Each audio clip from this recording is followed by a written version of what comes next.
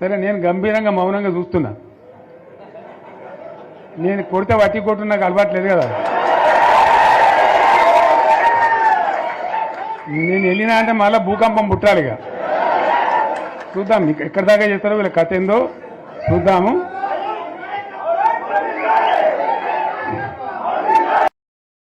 ఆయన కొడతానంట బలంగా కొడతాడంట.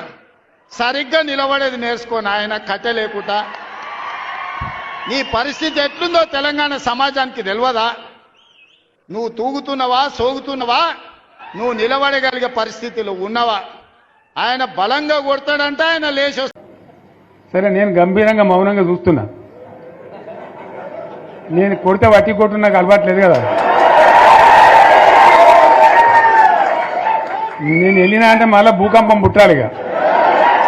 చూద్దాం ఎక్కడి దాకా చేస్తారో వీళ్ళ కథ ఏందో చూద్దాము.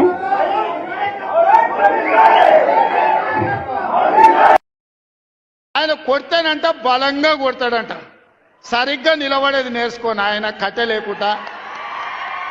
నీ పరిస్థితి ఎట్లుందో తెలంగాణ సమాజానికి తెలియదా? నువ్వు తూగుతున్నవా సోగుతున్నవా?